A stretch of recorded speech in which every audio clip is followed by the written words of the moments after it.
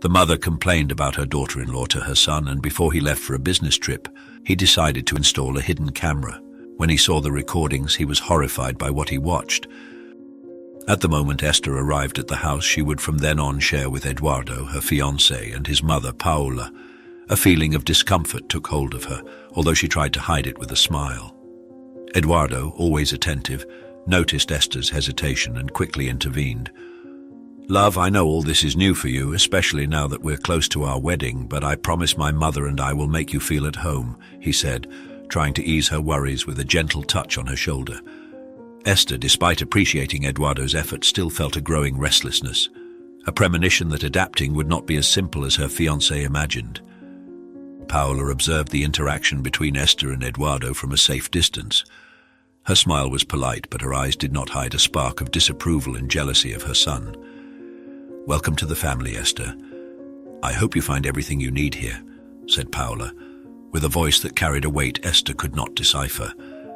It was a welcome that sounded more like a warning, and Esther wondered if she would ever truly feel at ease while sharing the house with her mother-in-law, or if this could bring problems for their relationship. In the days that followed, while Eduardo was immersed in his work commitments, Esther tried to adapt to her new life. The house, though beautiful, seemed a maze of unspoken rules and silent expectations, with Paola showing herself to be a good person yet strict. "Esther, we have a specific way of doing things around here. I think it would be better if you let me show you how we take care of our home for now, and then I'll pass some tasks on to you," Paola suggested, her offer sounding more like an imposition. Esther, wanting to avoid conflicts, agreed, although each of Paola's instructions seemed to diminish her autonomy in the new house even further. Eduardo, for his part, was oblivious to Esther's growing discomfort. He saw his mother as a pillar of strength and Esther as the new light of his life, unable to notice the tension between the two. "Esther, are you feeling okay? You seem a bit down lately. You can tell me anything," he asked one day, genuinely concerned, but unaware of the depth of Esther's feelings. "I'm fine, Eduardo. Just adjusting," she replied, forcing a smile, not wanting to worry him or cause a division in the family. On one specific evening, Eduardo announced the trip he would take.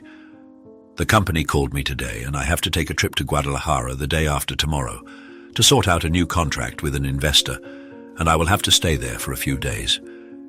You'll be fine in my absence, right?" Esther felt a mix of relief and apprehension. She desired some space to breathe, away from Paola's constant gaze, but also feared the loneliness and isolation in her mother-in-law's dominating presence. "Eduardo, I'll miss you, but I think a bit of time alone with your mother might perhaps help us to get to know each other better," Esther said, trying to convince herself as much as him. Eduardo, optimistic, agreed with his fiancée. "That sounds wonderful, love. I'm sure you two will get along well." At the dawn of the day marking Eduardo's departure, the house pulsed with a subtly altered energy, a mix of anticipation and restlessness. Eduardo, amidst his final preparations, did not fail to express his concern for Esther and his trust in his mother to take care of her. "Esther, I've installed cameras at strategic points around the house. I want you to feel safe, especially while I'm away," he explained, detailing the security system's operation with meticulous care. Esther watched, absorbing every word, a mix of gratitude and nervousness reflected in her gaze. Paola was observing the conversation from a distance, her expression inscrutable. When Eduardo turned to her, his tone was pleading, emphasizing the importance of his trust in her. "Mom, please take care of Esther. You know how much she means to me," Eduardo said, the sincerity in his voice evident. Paola nodded, a silent promise between mother and son. "Don't worry, Eduardo. I'll treat Esther as if she were my own daughter," she replied. But the promise seemed to carry a weight that only Esther felt, like the fear of being without her fiancé by her side. In the final moments before his departure, Eduardo and Esther shared a goodbye filled with emotions. "I'll miss you every second," Eduardo confessed, embracing Esther with an intensity that tried to make up for the imminent distance. "Me too, but I'll be waiting for you," Esther responded, trying to infuse each word with optimism. It was a farewell full of unspoken promises, an understanding that the following days would be a test for both of them. Later that day, with Eduardo's departure, the dynamics of the house changed drastically. Paola, who had previously shown herself to be kind and understanding in her son's presence, now revealed her true face. "Esther, I hope you don't mind, but I prefer to cook all the meals from now on. You need to focus on settling into the house, and I simply prefer things my way, and I don't think you have any problem with that," Paula declared, taking control of the kitchen. Esther, though reluctant, didn't have the energy to protest. "Of course, Paula, thank you for helping," she said, trying to hide her apprehension with a weak smile. The day Eduardo left, the dynamics inside the house began to change in a subtle but noticeable way. Eduardo's absence was immediately felt by Esther, who now found herself alone with Paula, the matriarch who until then had maintained a facade of cordiality. Paula's true nature began to reveal itself on the first morning without Eduardo. She entered the kitchen where Esther was trying to prepare her breakfast. "Let me do that, Esther. You're still settling in and I want you to rest," Paula insisted. But her tone was no longer offering, it was commanding. Esther, sensing the change in tone, felt a twinge of anxiety.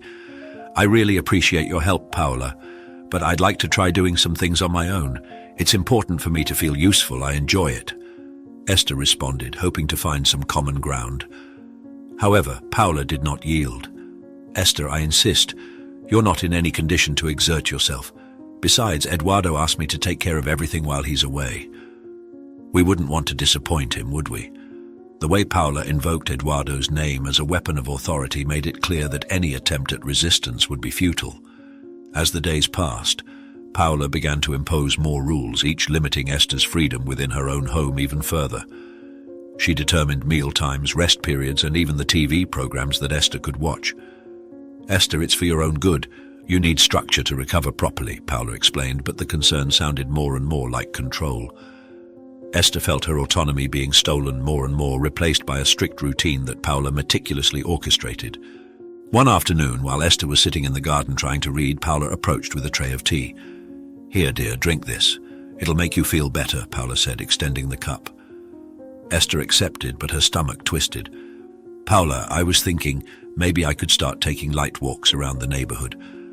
I think the fresh air could do me good and distract my mind," Esther suggested, seeking some way to escape, even if just for brief moments, from the constant surveillance. "Oh, no, Paula quickly rejected the idea. "You're still too weak to go out. We can't risk your health. Besides, I would never forgive myself if something happened to you under my watch." The relationship between Esther and Paula became more tense each day, with Paula constantly criticizing Esther's attempts to participate in household chores or to take any initiative on her own. "Esther, why do you insist on doing these things? I've already told you that I'll take care of everything. You just need to focus on getting better," Paula reprimanded, her words sounding more like orders than advice. Esther, feeling increasingly isolated and powerless, began to question her own perceptions and the reality of her situation. The house, which was supposed to be her sanctuary, had turned into a kind of prison. That morning, as the sun began to cast its first lights over the city, the house seemed strangely quiet, a quietness that preceded the storm. Paula was in the kitchen, her imposing figure dominating the space with unquestionable authority. Esther descended the stairs, the sounds of her steps echoing against the silence, finding Paula already preparing breakfast. "Today I prepared something special for you, Esther. A recipe I learned from my mother, something that will surely help you feel better," Paula announced, without turning to face Esther, who was approaching. Paula's voice was calm, but there was something in it, a certain tension that Esther couldn't ignore. Esther looked at the dish being served. There was something about it that didn't seem right, a mix of colors and aromas that was unfamiliar to her. "Thank you, Paula. It looks really delicious," Esther responded, her voice trembling, betraying all the apprehension she felt. As she picked up the fork, her hand shook slightly, suspicion growing inside her for being with someone she didn't know well. She thought to herself, what if her food is really bad and I can't eat it? This mix doesn't look very inviting.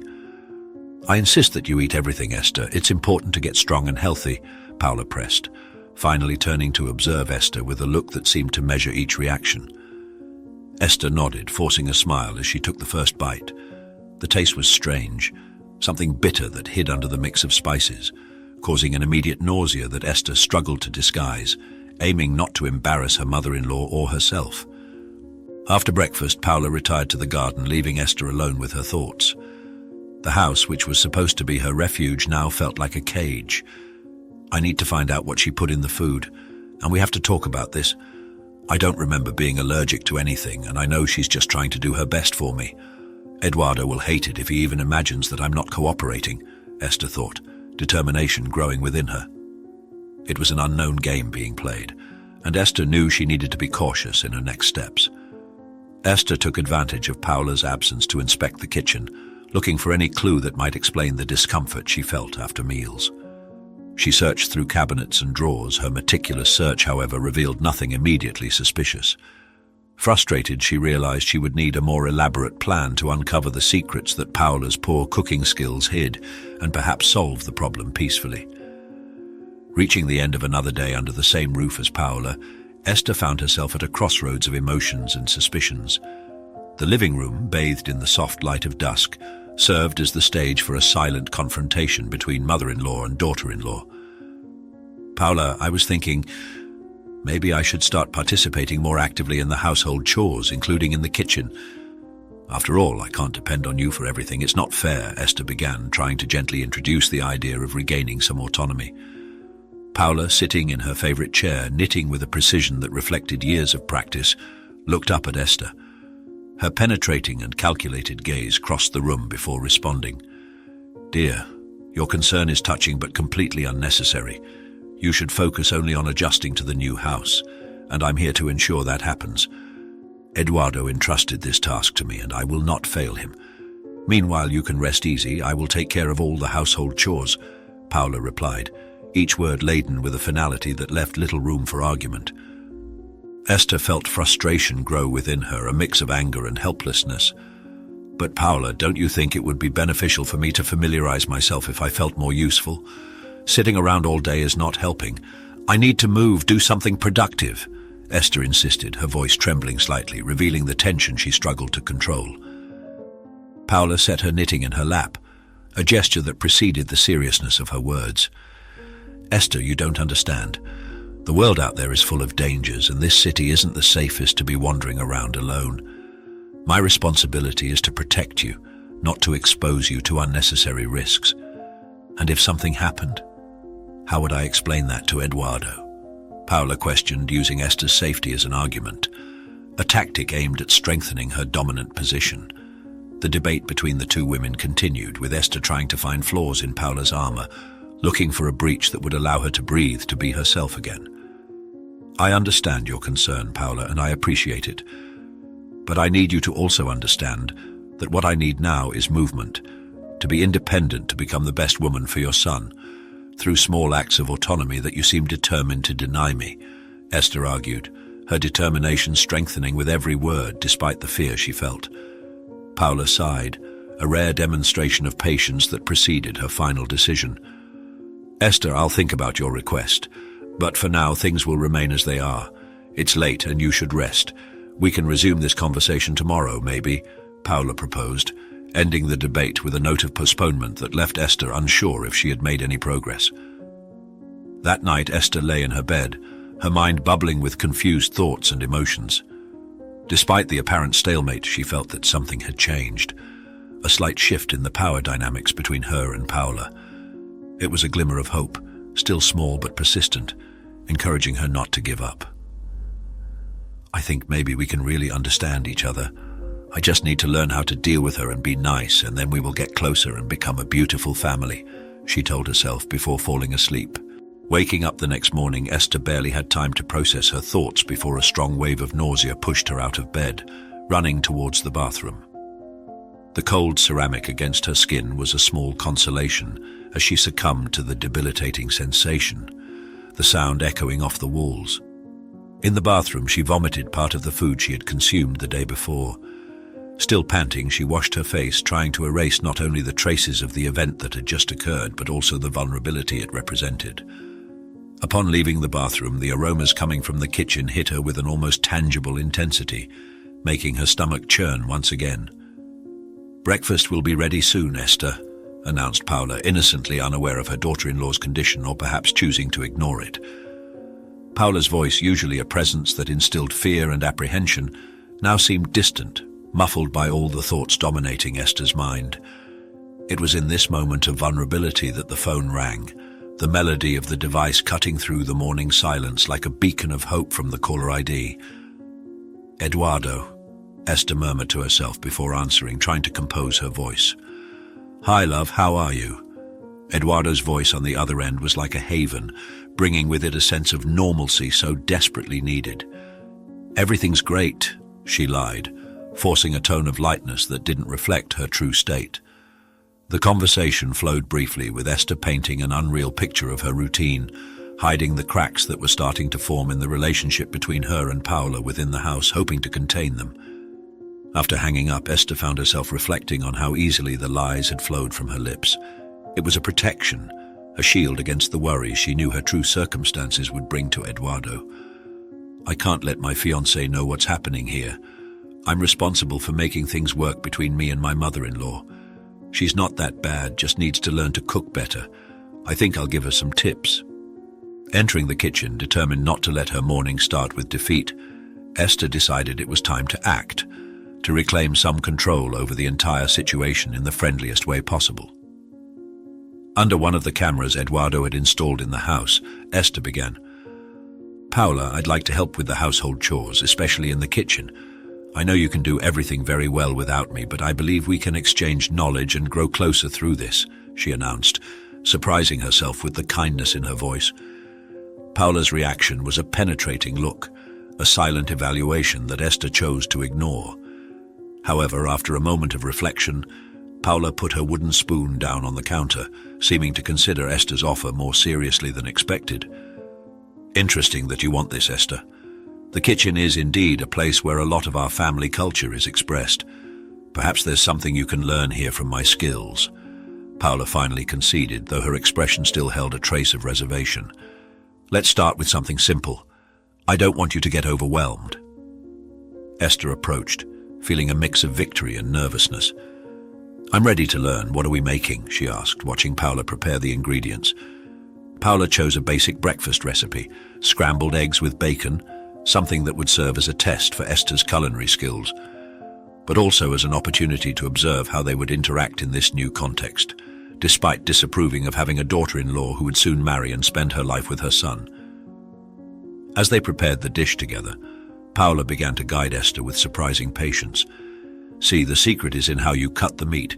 Each piece must be the same size to fry evenly." Esther followed the instructions, focused, discovering a new side of Paula that was neither authoritarian nor distant, but instructive and even kind. Or at least that's how it seemed at that moment. The joint activity in the kitchen led to spontaneous conversations about life, a natural exchange that had been absent between them for a long time. Esther listened attentively as Paula shared kitchen tips among stories of Eduardo's childhood, revealing layers of her personality that Esther had never seen. It was as if in that shared space a truce had been established, allowing both to lower their guards momentarily. "When he was little, I remember Eduardo would play with the farm animals like they were his friends. He always treated them very well until we had to sacrifice them to make meals like this. It was a shame, and soon Eduardo would come back to my arms again, and I would console him," Paula recounted with an odd casualness. After finishing the dish, Paula invited Esther to taste the result of their joint effort. "Try it. Let's see how you did." Esther tasted it, surprised by the delicious flavor they had created together. "It's great," she admitted, a sincere smile crossing her face. Paula, on her side, allowed herself a brief smile of satisfaction. "See, you can be a good cook with the right practice. Well done, Esther." After the unexpected and pleasant interaction that morning in the kitchen, Esther decided to take a long shower, allowing herself a moment of relaxation after the accumulated tensions of the previous days. As the hot water ran, easing her muscles and thoughts, Paula acted quietly in the kitchen, taking advantage of Esther's absence to prepare lunch on her own. She moved with an efficiency that only years of practice could offer, each gesture a testament to her familiarity with the space and tasks. When Esther finally appeared, refreshed from the shower, she found the table already set. Lunch served with an impeccable presentation that rivaled dishes from any high-class restaurant. "Paula, you did all this while I was in the shower." "I wanted to help. You could have waited for me," Esther expressed, a touch of disappointment in her voice for the missed opportunity to continue building on that morning's truce. "Don't worry, dear. For this lunch, I wanted to take care of everything so you could rest and take your bath in peace. Besides, I've already eaten. I'll be in the garden and want you to eat well. I'll leave you alone here for a bit," Paula replied, with a smile that in Esther's eyes seemed to carry an unentirely kind meaning. During lunch, Esther tried to focus on the sensations of the moment, on the flavors that Paula had so professionally combined, but a restlessness grew within her, an uncomfortable reminder of the previous discomfort. And as if in a cruel reminder, it didn't take long after lunch, when Paula curiously wasn't around, for the same feeling of nausea to hit her forcefully, forcing her to run to the bathroom, despair coloring each step. Locked in the bathroom, Esther leaned over the cold sink, the reflection in the mirror showing a paleness that betrayed her malaise. The nausea that invaded her was stronger than last time, a whirlwind that seemed to suck away all her energy. It can't just be a coincidence, she thought, the sound of running water from the faucet sounding distant as she tried to wash her face in hopes of dispelling the feeling of weakness. The doubt about the cause of her discomfort consumed her, more and more certain that it wasn't a simple mistake in food preparation. Taking a deep breath, she tried to gather strength, knowing she needed to address the situation with Paula, even if every part of her being would rather just withdraw and forget the incident. Slowly recovering from the discomfort, Esther returned to the table, a shadow of concern crossing her face. "Paula, I felt sick again, right after lunch," Esther began, hesitant, not wanting to accuse but unable to ignore the coincidence. Paula, in turn, furrowed her brow in a show of concern. "Oh dear, that's worrisome. Do you think it was something you ate? Maybe the breakfast you prepared didn't sit well. It might not have been a good idea for us to cook together," Paula suggested, her voice distilling a veiled insinuation that struck Esther like a blow.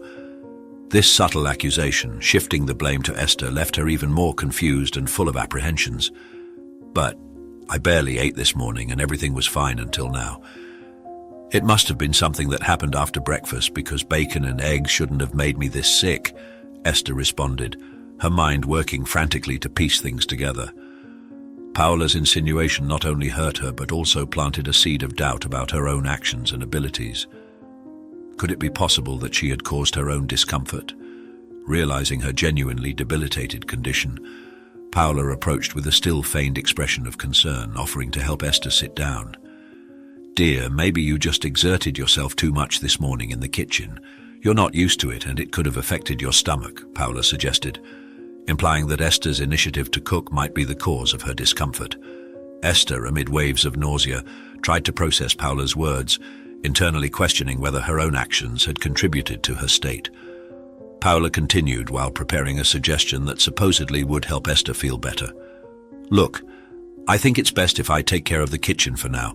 We need to make sure you're eating something that won't make you sick." The offer, though it appeared caring, carried a tone that stripped Esther of any autonomy over her dietary choices, reinforcing Paula's position as the indispensable caretaker, whose actions should not be questioned. Esther, still struggling against the discomfort, had no strength to contest Paula's suggestion. The idea that her brief period in the kitchen could be the cause of her suffering seemed increasingly true in her weakened mind. The doubt about her own capabilities and the dependency on Paula's approval grew within her. However, amidst the discomfort, a spark of resistance ignited within Esther. She recognized the need to assert herself more within the house, not to let isolated incidents define her capabilities or limit her actions in that environment. "Paula, I appreciate your concern, but I think I also need to learn from my mistakes.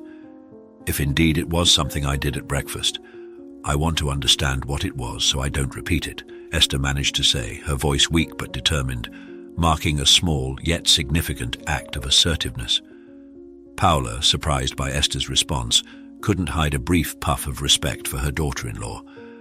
"Very well, Esther, if that's your decision, I'll respect it, but please take care of yourself.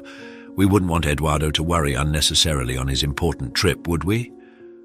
Paula's response, while still maintaining her stance of superiority, indicated an opening for a more balanced dialogue, a convenient acknowledgement that Esther had the right to participate more actively in managing her own health and well-being. As dusk approached, Esther armed herself with determination to face the next challenge, preparing dinner on her own and attempt to regain some control and autonomy over her life in that house. "Paula, I was thinking..." Maybe I could prepare dinner tonight by myself. That would be really important to me, Esther said, finding Paula in the living room, who was leafing through an old family recipe book. Paula looked up, surprised by the suggestion. Alone? Are you sure? Not that I doubt your abilities, but... Paula left the sentence hanging, clearly hesitant to relinquish control of the kitchen to her daughter-in-law. For some reason she insisted on hiding. Yes, I'm sure. I think it will be good for me, plus I'd like to surprise you with a dish from my own family, Esther insisted, maintaining a calm and confident tone, trying to mask the anxiety she felt inside. After a moment of silence in which the ticking of the clock seemed to echo louder than usual, Paula finally nodded. All right, Esther, the kitchen is yours. But if you need anything, I'll be around, and you can ask for my help whenever necessary, as it will be, she said, not without casting a look that mixed curiosity with a hint of doubt regarding Esther's abilities. Once in the kitchen, Esther began preparing dinner, each movement a mix of caution and excitement. Then, while searching for a specific ingredient in the cupboard, her hands found a jar labeled as rat poison. The jar was almost hidden behind some food cans, as if someone had tried to conceal it, but not well enough. For a moment, her heart stopped, breath caught in her throat. With the jar still in her hands, Esther confronted Paula. What is this doing here in the kitchen? Her voice was firm, though it trembled slightly. Paula, caught off guard, took a second longer to respond. Oh, it must have been placed there by mistake. You know, with the house being so large, sometimes things end up not being in the right place, Paula explained. But there was a lightness in her voice that wasn't convincing. By mistake, Paula, this is rat poison. It shouldn't be anywhere near food. It could cause serious harm to someone if ingested by mistake, Esther retorted, suspicion and indignation growing within her. Paula just shrugged, a failed attempt to appear uninterested. Well, now that you found it, you can put it in the right place. Now, if you'll excuse me, I'll get back to my book. Esther stood still for a moment, processing the exchange. The discovery not only made her uncomfortable, but also gave new life to her previous suspicions about Paula's intentions. However, instead of confronting Paula directly, Esther chose a different approach. I'll put this in a safe place. Maybe she's right and I'm just being a bit paranoid. I'll get back to cooking, she thought to herself. As Esther focused on preparing dinner, she decided she needed a quick break. Just a minute, she murmured to herself, heading to the bathroom. The kitchen, now immersed in the inviting aromas of the dishes she was preparing, was a testament to her effort to create a special night, despite the challenging circumstances. After a brief moment in the bathroom, Esther returned to the kitchen, expecting to find everything as she had left it. However, the scene before her eyes ignited a spark of anger she didn't know she possessed. Paula, with her back to the entrance, was just adding a jar of some supposed seasoning to the pot in which Esther was preparing dinner. What do you think you're doing? Esther's voice sounded louder and firmer than she intended, echoing off the kitchen walls. Paula, startled at Esther's voice, turning abruptly, the jar still in her hand. Surprise and fear were evident on her face, a mask of emotions she struggled to control. Esther, I just wanted to help. I thought the dish needed a bit more flavor, she stammered, her justification sounding weak even to her own ears. Help? Helping by putting something in my food without asking? That's not help, it's intrusion. That must be why I've been feeling sick lately, not even knowing what I'm ingesting. Esther exploded, frustration and anger bubbling to the surface.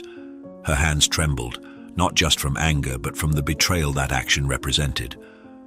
Paula took a step back, clearly frightened by the intensity of Esther's reaction. Please don't think ill of me. It was a mistake, I admit. It won't happen again, you can be assured, my dear daughter-in-law. She tried to apologize, but her words seemed inadequate given the circumstances. A mistake? You call this a mistake? I was looking forward to making this dinner, to prove to myself and to you that I can... And you ruin everything with a mistake. Esther continued, her voice laden with emotion and disappointment. It was more than just the act itself, it was what that act represented about trust and personal space. Paula, now visibly shaken, lowered her gaze. I'm truly sorry, Esther, I wasn't thinking.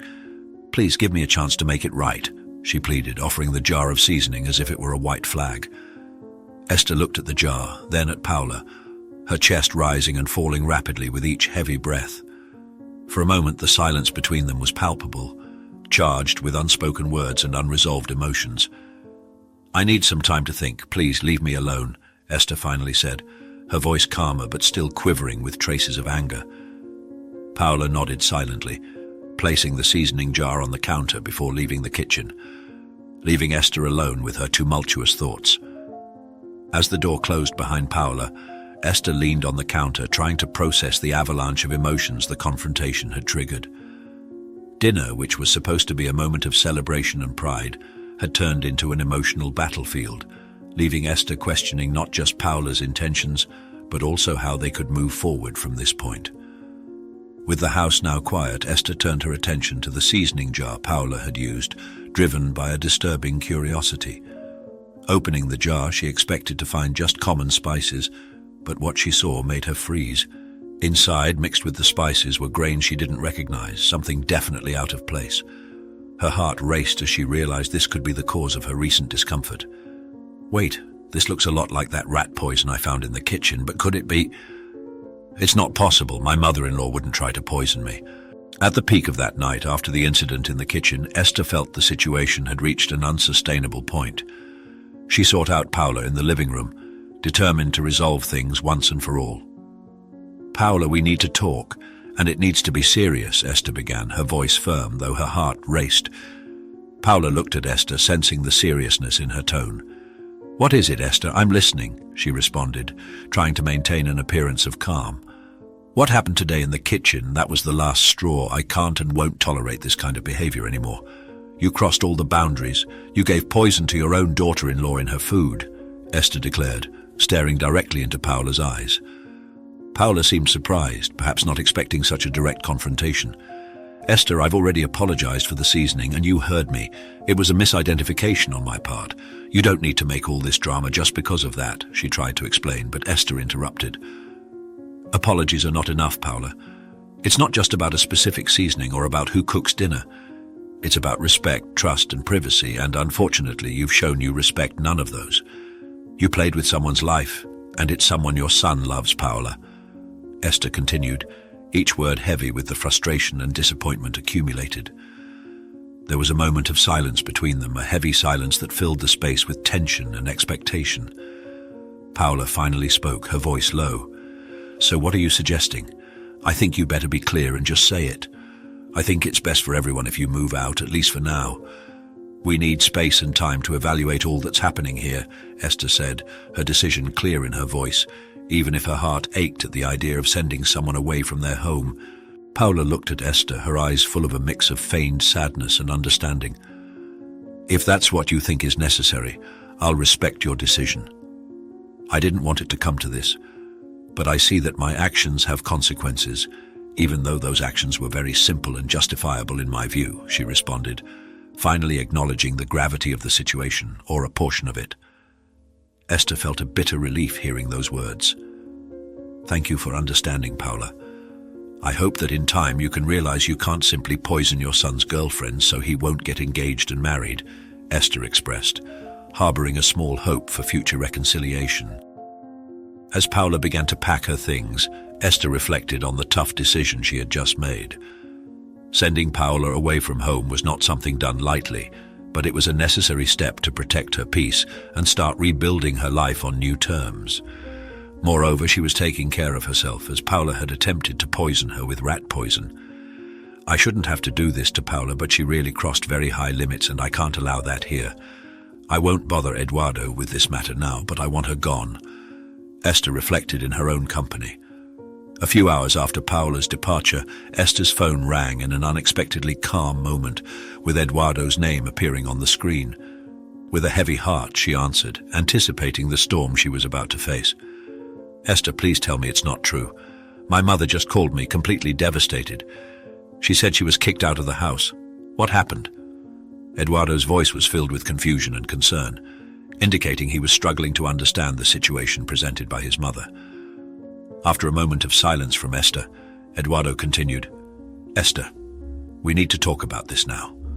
I'm trying to understand your point of view, but it's difficult without knowing all the details. My mother is saying one thing, and I feel like you have another version. What exactly happened? Eduardo pressed, his voice revealing a mix of frustration and a desire to understand what was happening in his absence. She sighed deeply, knowing the conversation would not be easy. Eduardo, believe me when I say this was the hardest decision I've ever had to make. I never wanted things to reach this point, but after everything that happened, I felt I had no choice, Esther explained, her voice trembling with emotion. But to kick out my mother, Esther, do you realize how serious that is? I'm on the other side of the world feeling helpless because I don't know what's happening in my own home. Eduardo's voice rose in volume, not out of anger, but due to the anguish of feeling disconnected from the situation. Esther, I need you to be honest with me. What did my mother do to make you take such drastic action? You know we can talk about anything. Why didn't you wait for me to come back so we could discuss this together? Eduardo's concern was evident, seeking to understand but also to be part of the solution. I know, Eduardo, and I'm sorry for that, but it wasn't something that could wait. Your mother, she crossed lines that shouldn't have been crossed. It's not just a simple situation that can be solved with a conversation. It's more complicated, Esther responded, choosing her words carefully not to exacerbate the situation, but also to defend her decision until she could explain it in person. Eduardo sighed on the other end, a sound of understanding mixed with the promise of support. All right, Esther, I'll try to book a flight to come back as soon as possible, right after we finish the last meeting of the week. We need to sort this out together, face to face. I trust you, and I know you wouldn't do something like this without a very strong reason. We'll talk more when I arrive.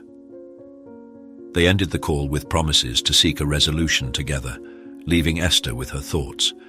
She knew the conversation with Eduardo would be one of the most challenging moments of her life, but she was determined to explain her reasons, hoping to find a way to move forward together. He will understand, he has to. I really tried to befriend her, but it didn't work. I thought I was the mistake, but she was trying to get me out of her son's life. Esther reflected. 2 days after the call, Eduardo finally arrived home after a long and exhausting flight. The tension from the previous conversation with Esther still weighing on his mind. Upon seeing her, the seriousness in his gaze indicated he was ready to uncover the truth behind the conflicting claims. Esther, we need to clarify what happened while I was away. You mentioned things got complicated with my mother, but I need to see for myself to understand, Eduardo began, striving to maintain a calm approach despite the anxiety he felt. Esther, recognizing Eduardo's determination, agreed, albeit reluctantly. I understand, Eduardo. I know all this seems confusing, and you have every right to want to uncover the truth, she replied, her voice low but firm. But before, I'd like you to know that every decision I made was with the best interest for both of us in mind, even if it seems otherwise now. Eduardo then turned to the security system he had installed in the house, a precautionary measure he never imagined he'd need to use to clarify a domestic conflict. I'll check the cameras. If there's something I need to know, it's better to find out sooner, he said, a heavy heart as he typed the access password to the recording archive. As the images began to display on the computer screen, both remained silent, Esther closely watching Eduardo's reaction. The recordings showed trivial day-to-day moments, until Eduardo paused on a specific scene, his expression turning from confusion to alarm. What? This can't be true, he murmured, disbelief coloring his voice. In the camera image, Eduardo's mother was seen adding rat poison to the food she was preparing, then handing it over to Esther after adding many spices to slightly mask the taste. Esther, by his side, felt a whirlwind of emotions.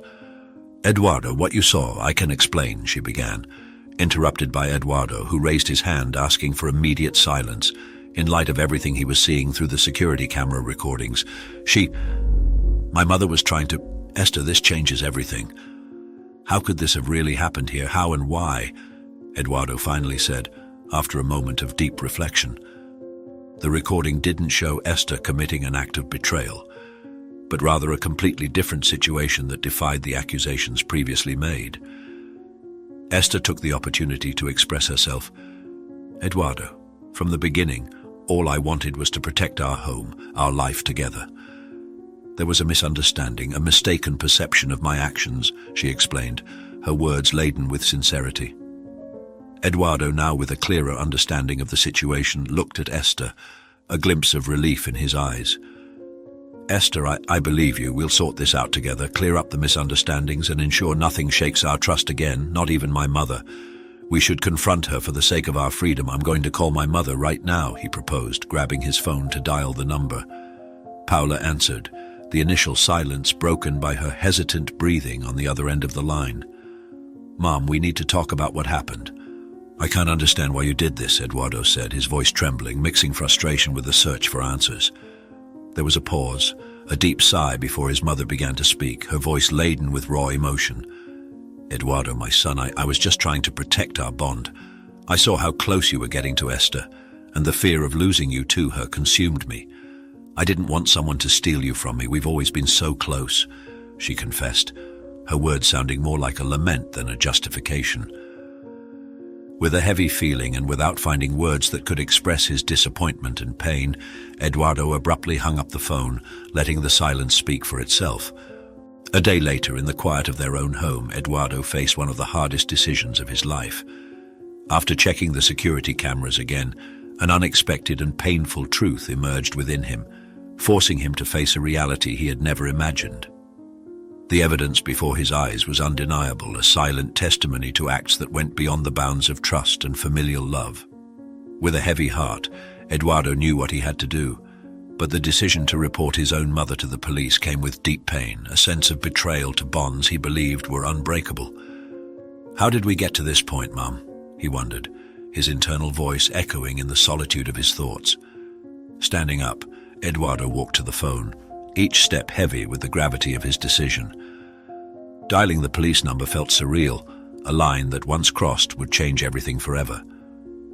"This is for the greater good, something bigger than jealousy or a lack of compassion for others," he murmured to himself, trying to find some consolation in his rationale, even knowing the consequences of his action would extend for a long time. As he reported the situation to the authorities, Eduardo's voice trembled, not just from nervousness but also from the emotion of revealing such a personal truth to strangers. "My mother was putting rat poison in my fiancé's food with the intention of getting her out of the way at all costs.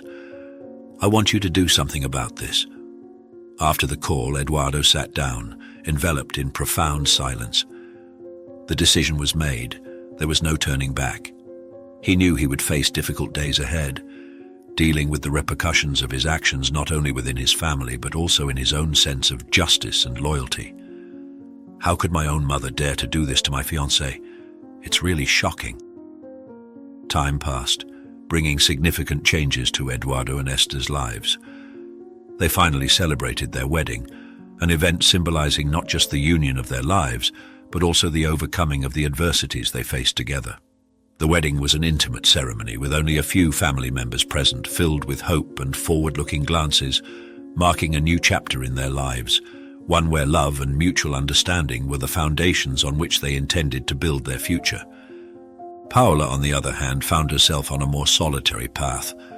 Her time in prison was a period of intense personal reflection. Facing the consequences of her actions, Paola dedicated herself to understanding the mistakes she made and seeking ways to redeem herself. Although the days were long and often marked by loneliness, she clung to the hope of one day rebuilding the ties that had been damaged by her decisions. Eduardo and Esther, though deeply affected by past events, chose not to let the shadows of those times dictate the course of their lives. They supported each other, finding strength in shared vulnerability and a renewed commitment to protect and nurture the love they shared. You've reached the end of another gripping narrative on our channel. We invite you to subscribe and leave your like on our video, as it helps us grow and continue publishing new stories almost daily. See you in the next amazing tale.